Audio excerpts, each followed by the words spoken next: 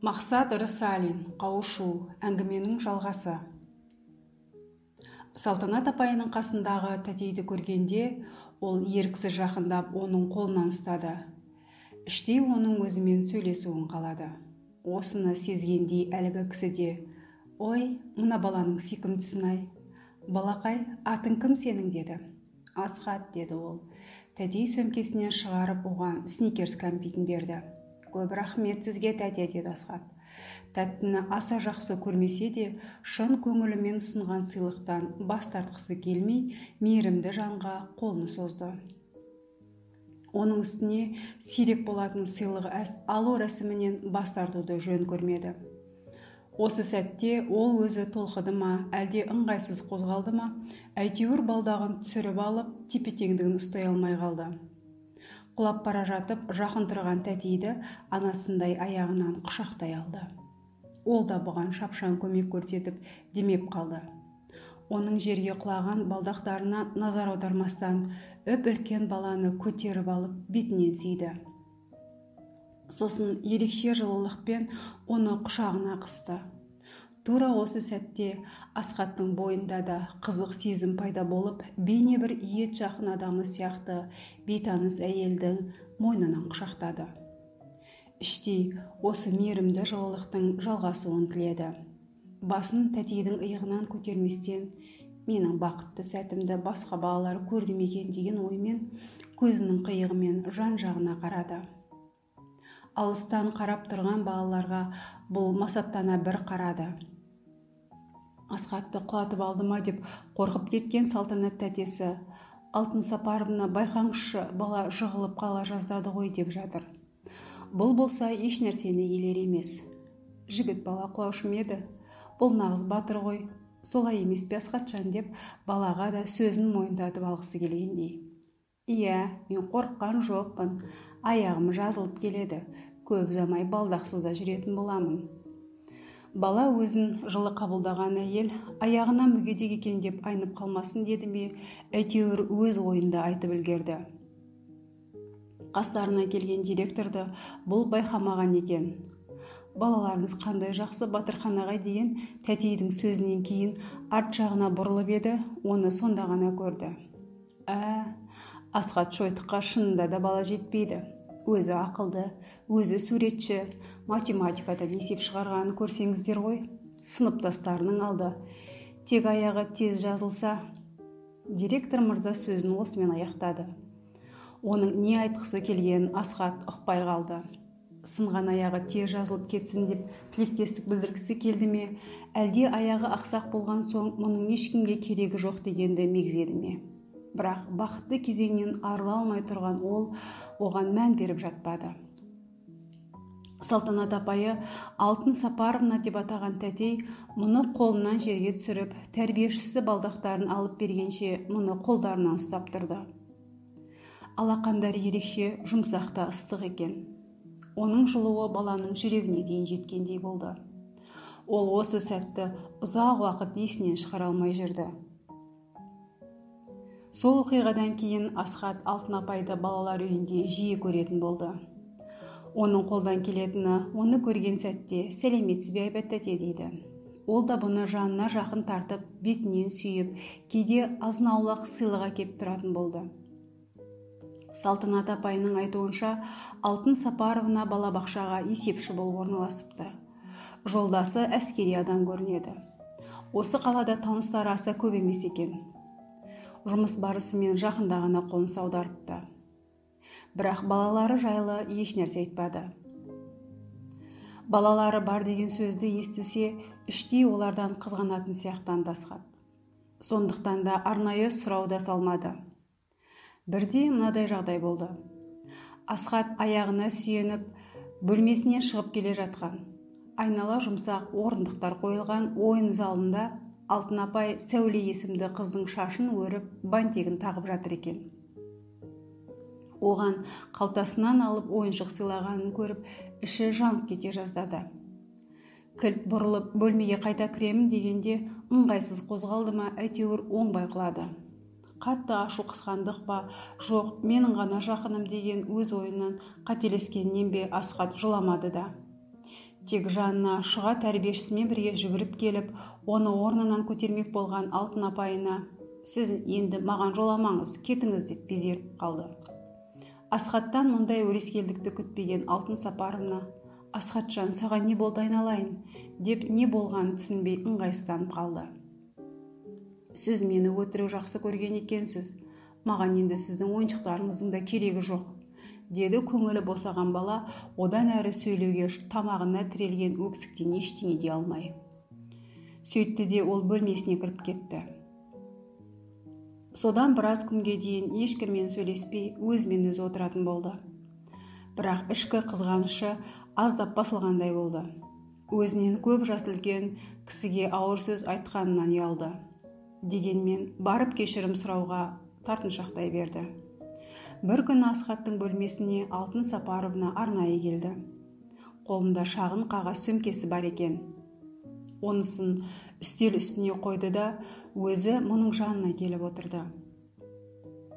Асхат болса өз әрекеті есіне түсіп, оның бетіне қарауға қымсынды. Осыны түсінсе керек, әңгімені бірінші болып Алтын апасы бастады. Ол: «Асхатжан, сен мені жақсы көресің бе?» деп сұрады. Бұл басынан бұрын көзін көтеріп баяу үнмен «Иә» деді. «Онда екеуміз дос болайық. Мынау саған әкелген сыйлығым. Қане, өзің көрші, ұнайма саған?» Ол сөмкені баланың қолына ұстатты. Ішін ашып қарағанда көргені суретті құрастырма ойынмен бұрын соңды ешкімде көрмеген әдемі шүберек қалпақ екен. «Көп рахмет сізге, Айбат тәте». Бала шын қуанып қасында отырған әпкесін құшақтап алды. Ол да баланы бетіне сүйіп бауырына басты. Бірақ содан кейін Асхат Алтын Сапаровнаны сирек көретін болды. Бірақ оған Асхат ренжіген жоқ. Тек оны есіне алғанда жүрегіне жылы орағандай ерекше сезім пайда болатынын ұғынды. Оның не екенін өзі әлі түсінбеді. Басқаларда емес, оның жанына жақын екенін санасымен сезінді. Ойын Алтын тәтесіне айтқысы келеді. Бірақ нені айтпақ, қалай жеткізбек? Оны көру бала үшін шексіз қуаныш сыйлайды. Алыстан көзі түссе де бір күлімсіреп, сіздің бар болғаныңызға шүкір дегендей ризашылық білдіретін. Жаздың жаймашуақ күндердің бірі болатын. Бар бала аулада ойнап жүр. Асхат болса көгалда ойнап отырған. Қасына Алтын Сапаровна келіп жайғасты. Үнсіз баланың басынан сипады. Бүгіндікке бірінші рет көргені болған соң ол «Сәлеметсіз бе, Айбат тәте?» деп жылы жымиды. «Сәлемет пе, Асхатжан?» Оның дауысы сәл дірілдеп шықты. Бірақ бала емес пе? Асхат оны байқамады. Ол қолындағы ойыншығымен әуре боп отыра берді. Ал жанарына жас үйірілген Алтын Сапаровна қатты күйзеліс үстінде еді. Ол: «Егер Асхат ересектеу болып, адамдар арасында туындайтын қарым-қатынастарды түсінетін болса, дәл осы кезде менің жүрегімдегі аналық сезімді ұғынған болар еді». Ол өз баламдай арсалаңдап келіп, маған құшағын ашса, санамдағы жасқаншақтықты жеңген болар едім ғой, деп қиналады. Ақылды әрі адал бала оған осында жұмысқа орналасқандағы ерекше ұнаған болатын. Әуелгі кезде өзін алдамшы сезім болар деп тежей берген ол Асхатты жан-жақты таныған соң күйеуіне де әңгіме ететін болды. 9 жыл некелі өмірінде бір жапырақ нәрестені құдайы қимаған соң бала асырап алу әрекетін бастағанына да 1 жылдан асқан еді. Асхат жайлы жолдасын айтқанда ол да жаны ауырып: «Мен саған не дейін, Алтын? Шешімді өзің жаса. Менің көп уақытым жұмыста өтеді, өзің білесің. Баланың қазір ғана емес, есейгенде де жаныңды түсінетін адал болып кездескені жақсы. Жақсы деп таңдап, ертеңгі қартайған күнімізде қасиетсіз біреуге айналса, өкінішіміздің орны толмай жүрерміз. Ақырын бақ жаным», деген болатын. Содан кейін қанша көп ойланып, іштей Асхатты басқа жағынан көргісі келгенімен, оны осы күлімсіреген қалпынан басқаша тани алмады. Сосын, мүмкін мен одан идеал жасап алған болармын деп тартыншақтай берді. бір жағынан өзі үшін де қорықты. Өзім балалар үйіндегі тәрбиешілердей бола аламын ба екен? Егер тым еркелетіп жіберсем, Болат айтқан қайырсыз біреуді өсірермін. Ал одан қорқып қатал болсам, оны ренжітіп алмаймын ба? Не істесем екен? Қандай шешім қабылдаған жөн болады? Осы ойлардан әбден шаршаған ол бүгінде әлі дайын еместігін білді. Үнсіз отырып, оның қимылын тамашалап, ақыры үйіне қайтты. Соңғы кездері Асхат қанша іздесе де алтын тәтесін таппай қойды. Әншейінде соңғы жаңалықтарды айтып жүретін Ғабит та ештеңе білмейтін болып шықты. Тәрбиеші апайларынан сұраса, олар аса мән бермей, сауалын жауапсыз қалдыра берді. Өзін іштей демалысқа кеткен болар деп жұбатып жүрді. Өкінішке орай олай болмай шықты. Уақыт түске жақын мезгіл болатын. Алтын тәтесін ойлап отырған ол бөлмесіне келген Салтанат апайынан қоймай сұрап алды. Ол күйеуінің жұмыс бабымен басқа жаққа кетіпті. Бұл жаңалық Асхатқа қатты әсер етті. Үнсіз қалпы төсегіне теріс қарап жатқан баланың көзінен жас парлап аға берді. Көрпесін басынан асырып жамылған күйі бетінде ашпай қойды. Ол өзін тоқтатуға дәрменсіз еді. Өмірден ең жақын адамын жоғалтып алғандай сезімде еді. Түскі асқа да зауқы бармады. Түс қайтқасында төсегінен тұрмаған оны Салтанат апайы күш дегендей болып ас бөлмесіне алып барды. Бас тартқанына қарамастан аздап тамағын ішкізген болатын. Балалар үйінің іші аспанды бұлт басқандай түнеріп кетті. Асхаттың қасындағы балалардың да ұнжырғалары түсті. Олар не болғанын да, оны қалай жұбатарын да білмеді. Тек аяушылықпен дәрменсіз көзін сүзеді. Бәріне дос бола білетін ақкөңіл балаға қол ұшын бере алмағандарына кіжінеді. Асхат кешкі асқа да бармай қалды. Қасына қайта-қайта келіп жүрген Салтанат тәтесі жалынып бір кесе айран ішкізді. Ол көзінің жасы таусылғандай жылағанын қойған. Ірге жақтағы дуалдың бір нүктесіне қадала қарап жатыр. Әлсін ауыр күрсініп қояды. Сөйтіп жатып ол ұйықтап кеткенін де білмеді. Ол жылап-жылап ұйықтап қалған екен. Ұйықтағанмен өксігін әлі басар емес. Кенет оның құлағына жағымды ән естілді. Балапаным, балашым, ән айтсын саған анашың. Тәтті ұйқыға бата ғой, өскенде батыр боларсың. Ұйықтамасаң тынығып, шаршап тағы қаларсың. Асхат жағымды әуенді әнді ғана емес, жұмсақ жылы алақанды да сезінді. Өзіне таныс сияқты. Енді есіне түсті. Әйбәт тәтесі ғой. Дәл өзі. Басқа жылы да жұмсақ алақандар бұған таныс емес. Оның басынан сипағаны кері мұнап жатыр. Өзін бейне мысық тәрізді сезінді. Жылы алақаннан бойына қан тарап жатқандай. Қандай жағымды деп ойлады ол. Ал оның ән айтқаны сахнадағы әншілерден бірде кем емес сияқты. Кенет бөлмеге Батырхан ағай кіріп келіп, балалар ұйықтаған кездегі бұл не қылған ән? Неге мазасын аласыңдар жазғандардың? Деп әдеттегіден тым өзгеріп айқайға салды. Шыға тәрбиеші мен дәрігер апай Алтын Сапаровнаны екі қолынан тартып бөлмеден шығарып жатыр. Асхаттың жаны ауырып кетті. Тимеңіздерші оған. Ол құшағын жайып ұмтылып еді, қабағы қатулы директор оны жібермей қойды. Анашым, анашым, баланың қолындағы дауысы шықты. Жылаған дауысты естіп, Салтанат апай жүгіріп жетіп келді. Асхат, анашым, кетпеші, кетпеші, апа, деп жылап жатыр екен. Көзінен парлап жас аққаны болмаса, өзі ұйықтап жатқан сияқты. Тек қатты терге малшынып жатыр екен. Сүлгімен терін сүртіп, маңдайындағы шашын кейін ысырмақ болып еді, қолына ыстық сезілді. Сонда байқады, ерні албырап, денесі от боп жанып жатыр екен. Ол дәрігерді шақырып келді. Шамшат ағай, ой байғұс балай, қатты қайғырған ғой деп қалды, болар болмас күбірлеп. Содан Асхат бір жұмадан аса уақытта ақырындап өзіне өзі келе бастады.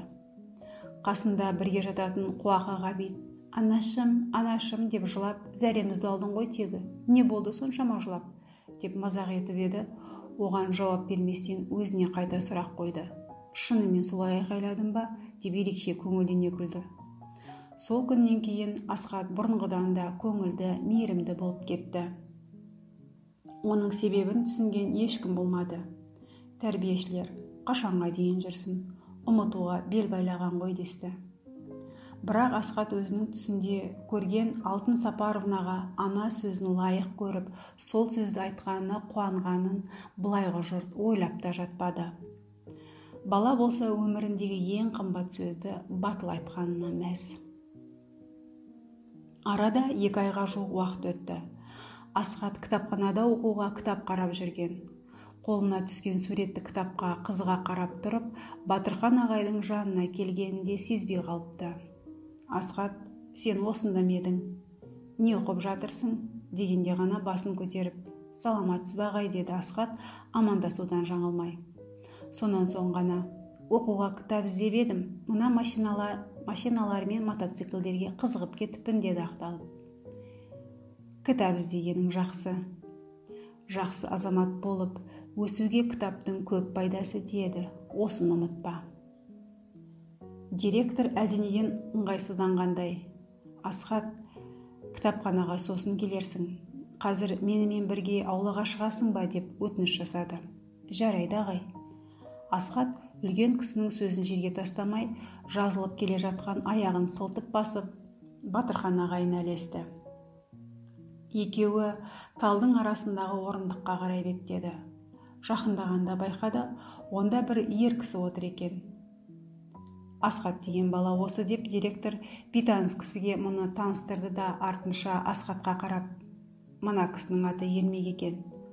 Ол сенімен сөйлескісі келеді, қарсы емессің бе, деді. Бұл кісінің менде қандай жұмысы болуы мүмкін деп ойлаған Асхат жарайды деп келісім берді.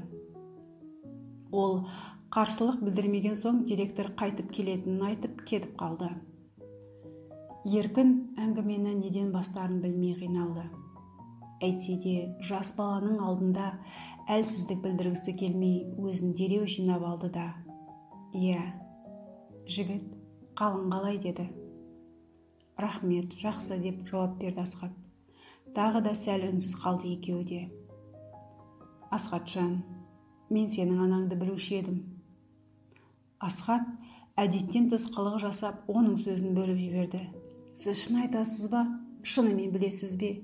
Ол қазір қайда? Маған неге келмейді? Айтыңызшы, ағатай, айтыңызшы». Бала көзінен ытқып шыққан жасын бір сүртіп тастап, бейтаныс жанның қолын тоқтаусыз қозғап, тездетіп айтуын өтінді. Еркін үшін одан әрі әңгіме айту тіпті қиындай түсті. Жүрегі жаралы баланы қайтып жұбатар екем деген ой есінен кетер емес. Ол маған сен туралы айтпапты. Айтуға үлгермегенде болу керек. Еркін баланың басынан сипады.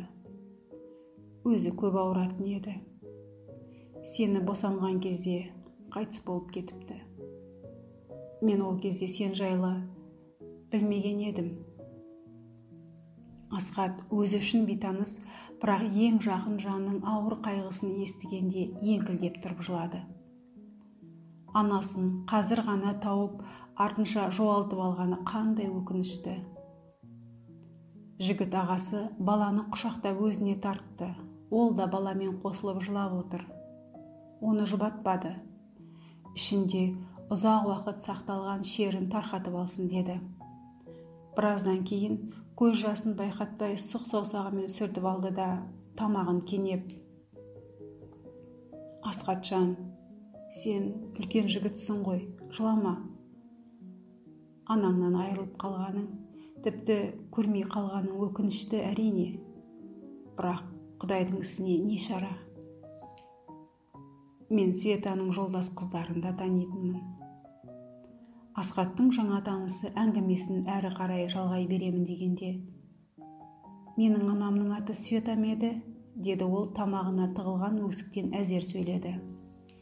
Көз жасы көлдей болып еріксіз ағып жатыр. «Иә, Света болатын. Ол бір қолымен баланы құшағына тарта түсіп, екінші қолымен басынан сипады.